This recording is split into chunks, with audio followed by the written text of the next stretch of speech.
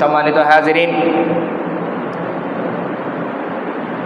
আমরা এমন একটা যুগে, এমন একটা সময়ে বসবাস করছি যেখানে প্রযুক্তির ছোঁয়ায় পৃথিবী এত বেশি দ্রুত গতিতে এগুচ্ছে, এত বেশি উন্নতির দিকে এগুচ্ছে, যেটা বলার কোনো অপেক্ষা রাখে না।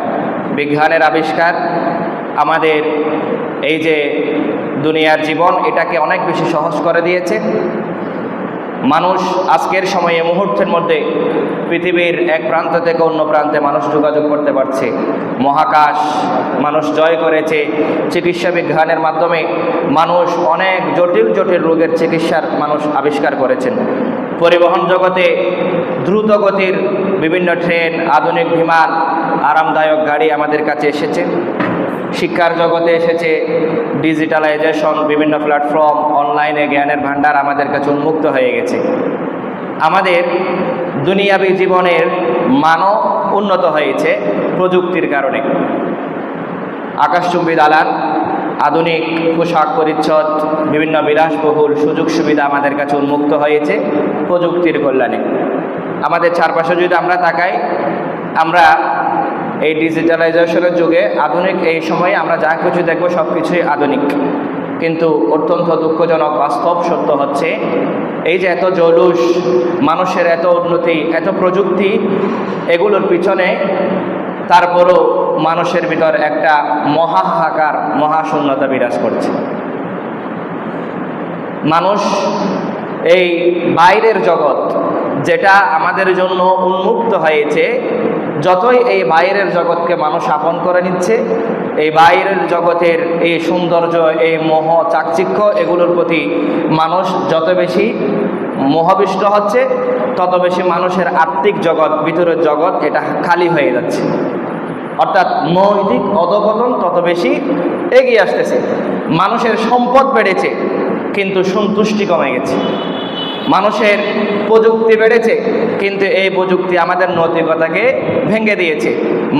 মানুষের শারীরিক সৌন্দর্য বাড়ানোর জন্য বিভিন্ন উপায়, উপকরণ, বিভিন্ন পন্থা পদ্ধতির উদ্ভাবন হয়েছে, কিন্তু মানুষের আত্মার যে সৌন্দর্য, আত্মিক যে সৌন্দর্য, সেটা মানুষের কাছ থেকে অনেকাংশেই দুর্বৃত হয়ে গিয়েছে, হ্রাস পেয়েছে।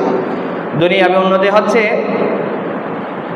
কিন্তু মানুষের কাছ থেকে সত্যবাদিতা কমে গেছে, বুক বিলাস বেড়ে গেছে, আমানতদারিতা হারিয়ে গেছে।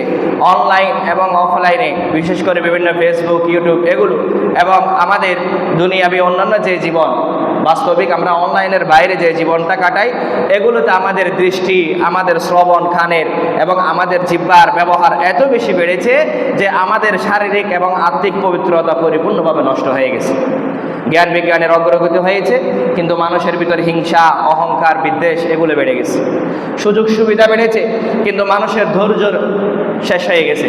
মানুষের মধ্যে থেকে সহনশীলতা চলে গেছে। পরিবার, সমাজ এগুলো বড় হয়েছে কিন্তু অন্যের হক মেরে খাওয়া এটা বেড়ে গেছে। পরিবার, সমাজ এগুলো বড় হয়েছে কিন্তু অন্যের হক মেরে খাওয়া এটা বেড়ে গিয়েছে।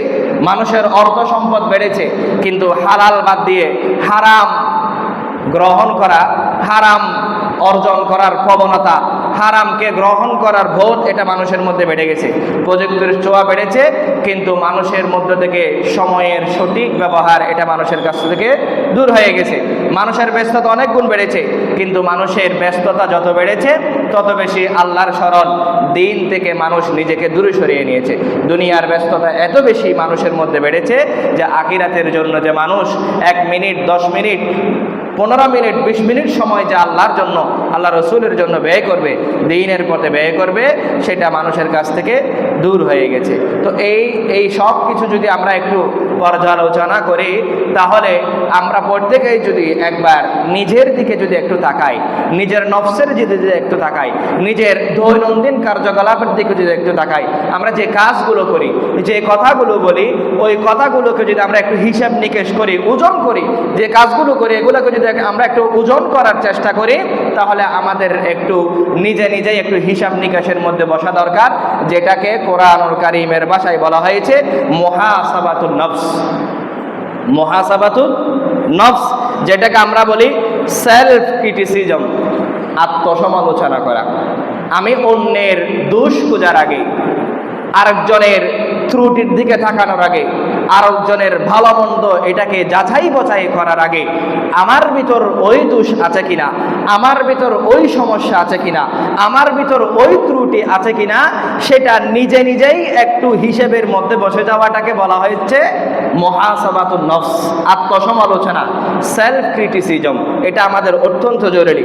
এজন্য আল্লাহ সুবহানাহু ওয়া তাআলা সূরা বাকারার 44 নম্বর আয়াতের মধ্যে বলে দিয়েছেন, ওই সমস্ত বান্দাদের বিষয়ে বলেছে যারা সমালোচনা করতে খুব পটু, মানুষকে কথা শোনাতে খুব পটু, মানুষকে উপদেশ দিতে খুব পটু। মানে আমি এমন কিছু যে উপদেশ দেওয়াটা, সমালোচনা করাটা, এটা মনে হয় আমার একমাত্র কাজ, এটার জন্যই আমাকে দুনিয়াকে পাঠানো হয়েছে। নাউযুবিল্লাহি মিন যালিক।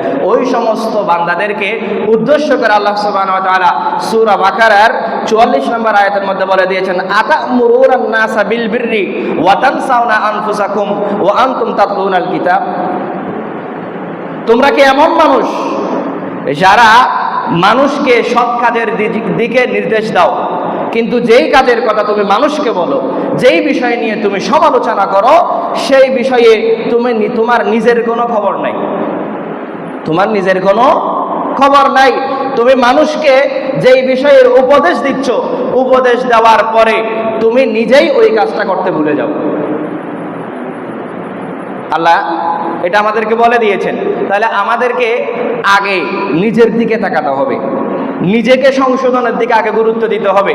আমি যদি নিজেকে সংশোধন করতে পারি, আমি নিজেই যদি আমার নিজের সমালোচনাটা আমি করতে পারি, আমার ভিতর কোন দোষ আছে, আমার ভিতর কোন গুণ আছে, কোনটা গুণ কোনটা দোষ, কোনটা শরীয়ত সম্মত কোনটা শরীয়ত সম্মত নয়, এটা যদি আমি নিজেই যদি একটু হিসাব নিকাশ যদি করতে পারি, তাহলে আমাদের জীবনটা সুন্দর হবে। এবং অন্যের সমালোচনা বাদ দিয়ে, অন্যকে সংশোধনের কথা বাদ দিয়ে আগে নিজে সংশোধন হওয়ার জন্য বসে যাও। এটাই ইসলামের নির্দেশ। এজন্য ইসলাম আত্মসমালোচনা করা, সেলফ ক্রিটিসিজম, এটাকে ইসলাম খুব বেশি গুরুত্ব দিয়েছেন। কোরআনে পাকের বিভিন্ন জায়গায় আল্লাহ সুবহানাহু ওয়া তাআলা বান্দাদেরকে এই বিষয়ে নির্দেশনা দান করেছেন। সূরা বাকারার 44 নম্বর আয়াত বলেছি, সূরা আলে ইমরানের 135 নম্বর আয়াতের মধ্যে আল্লাহ সুবহানাহু ওয়া তাআলা বলছেন, ওয়াল্লাযীনা ইযা ফাআলু ফাহিশাতান আও যালামু আনফুসাহুম যাকারুল্লাহা ফাস্তাগফিরু লিযুনুবিহিম ওয়া মান ইয়াগফিরু যুনুবা ইল্লাল্লাহ ওয়া লাম ইউসিররু আলা মা ফাআলু ওয়া হুম ইয়ালামুন। আল্লাহ সুবহানাহু ওয়া তাআলা এখানে এমন কিছু মানুষের কথা বলেছেন, এমন কিছু নৈতিক বৈশিষ্ট্য সম্পন্ন মানুষের কথা বলেছেন। আল্লাহ বলছেন, ইযা ফাআলু ফাহিশাতান আও যালামু আনফুসাহুম, এমন কিছু বান্দা আছে তারা যদি কখনো অশ্লীল কোনো কাজের মধ্যে যদি লিপ্ত হয়ে পড়ে, অথবা কোনো মন্দ কাজের মধ্যে যদি লিপ্ত হয়ে পড়ে, যালামু আনফুসাহুম, এই মন্দ কাজ করার মাধ্যমে, অশ্লীল কাজ করার মাধ্যমে তারা নিজের উপর যে জুলুম করে ফেলেছে, এইটা বুঝার পরে ফাস্তাগফারু লিযুনুবিহিম, তারা আল্লাহর শরম তাদের অন্তরের মধ্যে সাথে সাথে চলে আসে।